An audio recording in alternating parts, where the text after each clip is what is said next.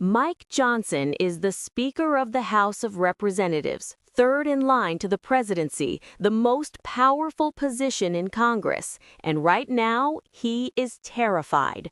His Republican majority has shrunk to exactly one vote. His own members are publicly defying him on the House floor. Trump is threatening to primary anyone who steps out of line, including members of Johnson's own conference. His conference chairwoman publicly said he would not have the votes to remain Speaker if a vote were held right now. A United States senator has suggested Elon Musk should replace him, and the question being asked in every Republican backroom in Washington is simple and brutal. How much longer can Mike Johnson survive? This is the full story of the Speaker of the House who tried to serve two masters, his conference and his president, and is now being eaten alive by both. To understand how precarious Mike Johnson's position is today, you need to understand how he got the job and what it has cost him to keep it. Johnson, a soft-spoken Louisiana Republican and constitutional lawyer, became Speaker in October 2023 under extraordinary circumstances.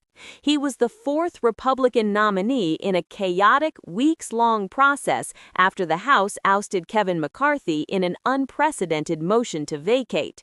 Johnson was virtually unknown nationally at the time. He won the speakership with full Republican support, partly because no one had strong objections to him, and partly because the conference was so exhausted by infighting that they simply wanted someone, anyone, who could end the chaos. He has been managing that chaos ever since, and the math has never been in his favor. Republicans entered 2026 with a majority of just 4 seats. Then Rep. Doug LaMalfa of California died in office, leaving Johnson with a 3-seat majority.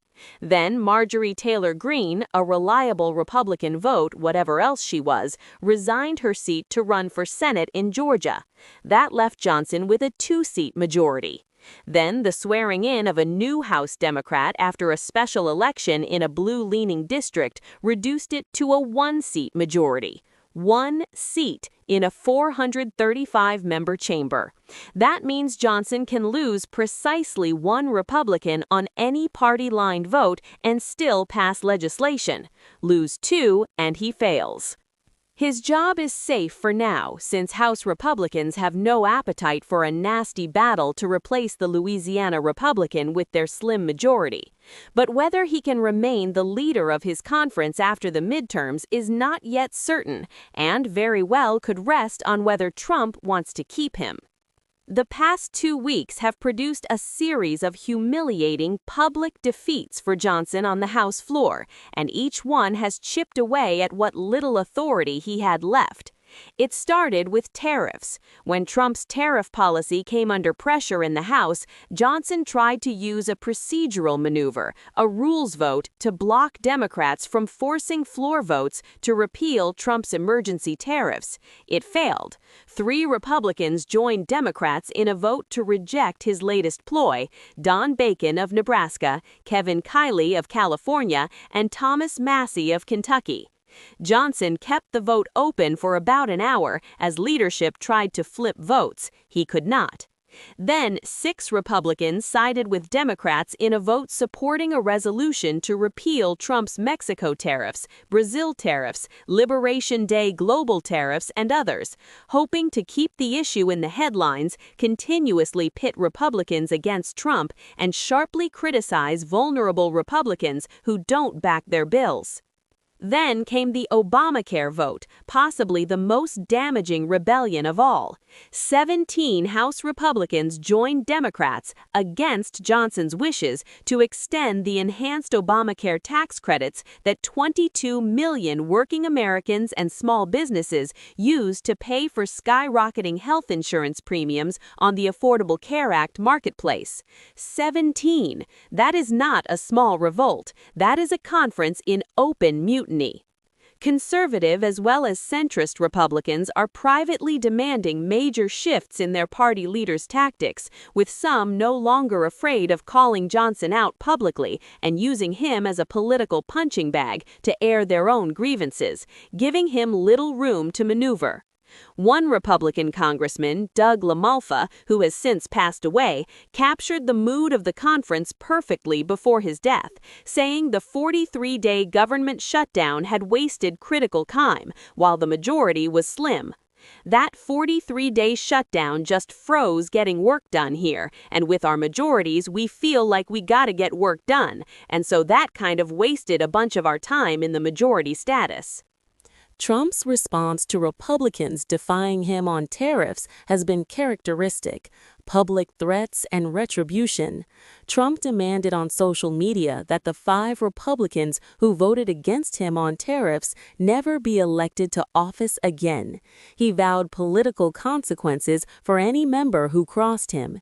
He personally phoned individual House Republicans to twist arms on the government funding bill. He brought holdouts to the White House. And through it all, he expected Johnson to deliver, even when the math made delivery nearly impossible. Speaker Mike Johnson, and by extension President Donald Trump, faced back-to-back losses on the House floor last week after a small group of GOP rebels joined Democrats in an effort to curb Trump's unilateral tariff authority. It's part of a growing trend that comes with a razor-thin House majority and moderates making a choice between appealing to their battleground district voters and following the president in a year when history dictates the opposing party will fare better in the coming elections. The midterm math is Johnson's deepest nightmare. Democrats need to flip just 3 seats to take the House majority. Republicans are currently defending 44 targeted seats, according to the Democratic Congressional Campaign Committee. And in a special election in Tennessee, a deep red Trump state, Republican Matt Van Epps won by a significantly narrower margin than Trump did in 2024, raising alarm bells in Republican circles. GOP Rep. Tim Burchett called the results of the special election in his home state a wake-up call and warned that Republicans need to craft a better message speaking to affordability concerns. The problem is that Johnson has no message to offer on affordability because every affordability message conflicts with Trump's tariffs, which are raising prices on everyday American consumers. He is caught in a trap of his own loyalty. Beyond the legislative failures, Johnson is facing something even more fundamental: open questions about whether he can survive as Speaker at all, before the midterms, not just after them. Republican Conference Chairwoman Elise Stefanik, one of Trump's most loyal allies in Congress, publicly stated that Johnson would not have the votes to remain Speaker if a vote were held right now. That is not a Democrat saying that. That is the 4th highest-ranking Republican in the House. Johnson downplayed the comments, saying, "No, I'm not worried about my standing at all. We are moving forward with this agenda. You can talk to individual members. Look, we have a large body. There's 220 or so people in this conference and lots of different opinions. Everybody's not delighted with every decision every day." But his public confidence is at odds with the private reality. The Republican leader and his team have been inundated in recent days by irate members who are insisting he change course before the critical 2026 midterm year, approaching him on the floor, demanding private meetings, and phoning his leadership team. And then there's the Elon Musk dimension, a factor that would have seemed absurd just 2 years ago, but is now completely serious. Senator Rand Paul openly suggested that Musk could replace Johnson as House Speaker, a comment that generated genuine discussion rather than instant dismissal, which tells you everything about how far Johnson's authority has eroded. GOP Rep. Barry Loudermilk offered perhaps the most honest assessment of the Speaker's impossible position. Being House Speaker is like herding ravenous tigers. You didn't see people lining up for it last time. Here is the core structural trap that makes Johnson's situation almost mathematically unsolvable, and why it matters for every American watching Congress try to function. Johnson needs 218 votes to pass anything. He has 220 Republicans. That means he can lose exactly one Republican on any party line vote. But his conference contains members who are genuinely at war with each other. Hard-right conservatives who think Johnson is too soft on spending, moderate Republicans in swing districts who think Johnson is too hard on everything else, and a handful of libertarian-leaning members like Thomas Massie who are effectively unpredictable on any given vote. Johnson still has an incredibly tough task in securing what amounts to 99.5% Republican support on any party line vote, particularly when GOP leaders at this point are essentially writing off Massie as an automatic no vote. Meanwhile, Trump keeps adding to the agenda. He wants his big, beautiful bill of tax cuts passed. He wants immigration enforcement funded. He wants tariff authority maintained. He wants the debt ceiling raised. Each of these items alone would be a legislative challenge with a comfortable majority. With a one-seat margin, each one is a potential catastrophe. Johnson is also dealing with a spate of retirements that could further imperil his already slim majority. Moreover, a handful of members have found their spines, bucking President Donald Trump on tariffs. Democrats are expanding their list of targeted House seats to 44, and they need to flip just 3 seats to win a majority. Every retirement announcement tightens the majority further. Every special election is a potential flip. And with Trump's approval rating dropping daily, CNN chief data analyst Harry Enton pointed out that every single day since March 12th of 2025, Trump has been in the red, negative approval. The political environment for Republican incumbents is getting worse, not better. For regular Americans, the dysfunction at the top of the House of Representatives has real, concrete consequences. A speaker who cannot hold his conference together cannot pass legislation. That means the debt ceiling fight, which must be resolved by summer or risk a catastrophic U.S. debt default, is hanging by a thread. It means the appropriations bills that fund federal agencies are perpetually at risk, leaving government workers, military personnel, and social service recipients in constant uncertainty. It means the big, beautiful bill of tax cuts that Trump promised his supporters may never get through.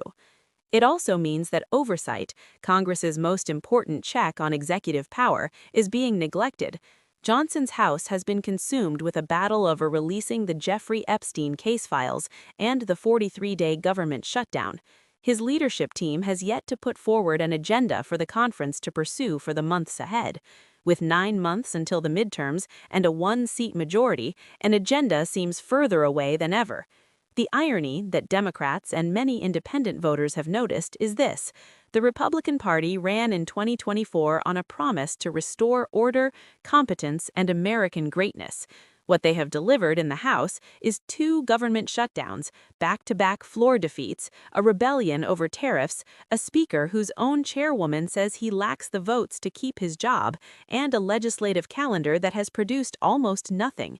It's almost certain that Trump would veto any resolution rolling back his tariffs if it gets to his desk, but it's an example of a situation that is increasingly likely to happen as the midterms draw closer, with moderate Republicans trying to distinguish themselves as independent thinkers in order to appeal to their battleground district voters. That is the fundamental tension tearing the House Republican Conference apart, the tension between loyalty to Trump and survival in November.